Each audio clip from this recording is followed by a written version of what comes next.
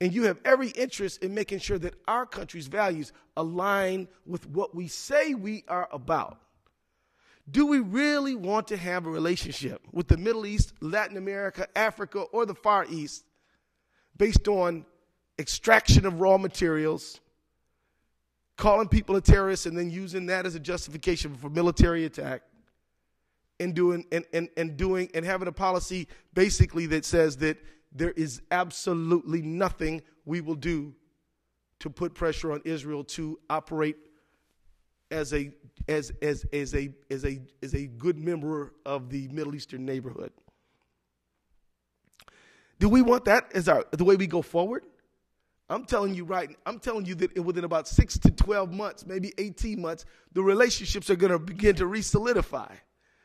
Think about how long it took us to get this point. Gaddafi, 42 years?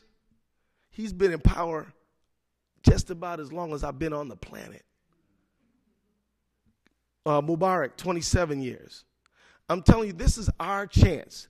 And I guarantee you, and I'm just so everybody knows, I'm not one of those people who is anti-Israel. I don't think the state of Israel should not exist or anything like that. I think they have a right to exist, no problem with that. But I also believe the Palestinian state has a right to exist. But let's us together begin to talk about the larger picture of how we as Americans can feel good about our nation's foreign policy, and that civil and human rights and democracy does not stop at the water's edge. Can that be something we begin to have a conversation about? Now sometimes ideas aren't ready. Not that they aren't perfectly excellent ideas at the time they're articulated, but somehow the rest of us haven't caught up with the idea yet.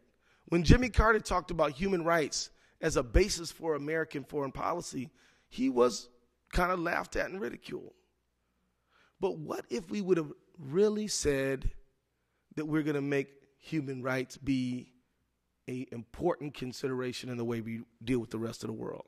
What if we just said, you know what, Saudi, Mr. Mubarak, you guys got serious human rights problems, and we're working on our own, and we're also going to deal with you on the basis of human rights. And Israel, we're going to deal with you on the basis of human rights.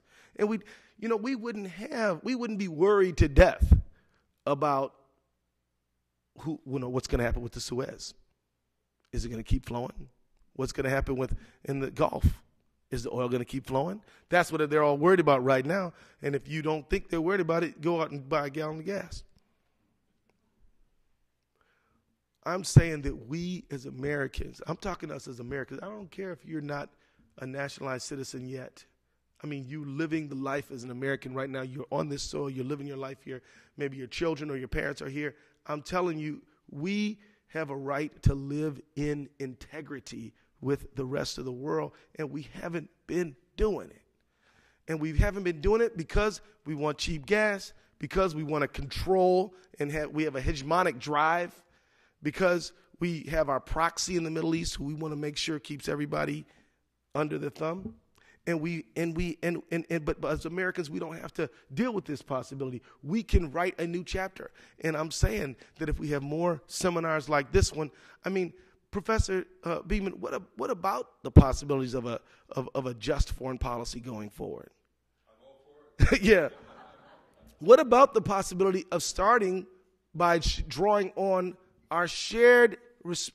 we have shared heritages in the West and in the Islamic tradition for inquiry, for science, for good governance. And we also have shared heritages of authoritarianism, intolerance, and suppression. As we talk about and look down our metaphorical nose at the Middle East for its lack of women's rights, remember, we were burning witches right here in the United States. And women's rights here today, and bulimia and all these women's eating disorders are, I think, an expression of inequality, gender inequality here. As we cast a disapproving glance there, let's look in the mirror a little bit here. I mean, it is an opportunity for us to really align our values in a way we haven't seen before. And I think that there is a window. I don't think the window is going to remain open forever. I think that, history hates a vacuum, hates a void, and it will be filled. And will Libya be dominated by another big, strong authoritarian type or not? Now and I'm going to wrap up by saying these quick comments. Why do we in the West tolerate authoritarian leaders in the Middle East? And when I say tolerate, of course, ultimately, we don't control 100% of the game. I mean, history has just proven that, right? But we do contribute and play an important role. We literally aid and abet Hosni Mubarak. I mean, weren't the tear gas canisters having Made America written on them? Here's what I'm saying. I'm saying we tolerate it because we operate on the fundamental assumption that they, the other, those people over there living under that tradition, need a dictator because they're not enlightened enough to operate within the democratic framework. Now that has to do with an intellectual exploration of the things that you all have been talking about all day. History, culture, investigation of our shared heritages of tolerance are what we need to bring to the forefront right now. And so I just want to I'm not a professor. I don't have the kind of background that many of you in this audience have. And I want to say thank you for bringing your talents to bear in this moment. This moment needs you more now than it does. And I need you to start getting your papers written out there quickly, because I guarantee you nearly every crazy thing somebody articulates on the floor of the House of Representatives is usually, let me just say this, either crazy or a good thing, is a watered down version of what has sprang from some university intellectual's mind. Think about what I just said. We often are repeating things that you have said and written about. Yeah. I think he's echoing Samuel Huntington a lot of times. You hear what I just said? You see my point there? So we're always almost today we could say this moment is about, are we going to have Clash of Civilizations, or are we going to go the route that Edward Said tried to plot for us? You understand? You understand what I'm saying? And you all are the ones who have the intellectual ability, the time to pull together the forums, pull together the papers, so that you can help guide us, so that we can have a just foreign policy moving into the next phase. It is absolutely not guaranteed. They have had a liberation there. Will we have one here? Right? I hope what I'm trying to say has not been lost on anybody. Has it been? And so please work hard. Your effort, the effort you put into this moment will be rewarded richly in the future if we can do it and do it really strong right now.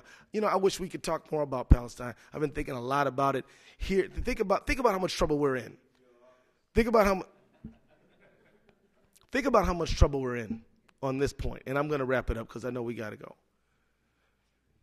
As people are marching to throw off U.S.-supported dictators from Bahrain to Egypt to Libya to all across, we are vetoing a UN resolution based on an idea which we ourselves agree with and share. We're vetoing our own position. That's crazy. What I'm saying is we are captured by history, by lack of ideas, and we are captured by somebody else's intellectual frame around what the Middle East should be like. How fond of people are saying, well, Israel's the only democracy in the Middle East, God willing, that ain't going to be true in just a few weeks. And then how will they justify just to complete the total exceptional treatment they give to that one country. So look, not enough time to explore that, but it's very relevant to the conversation we've been having. Again, thank you for your work. Please continue on. We need you more now than ever. Thank you.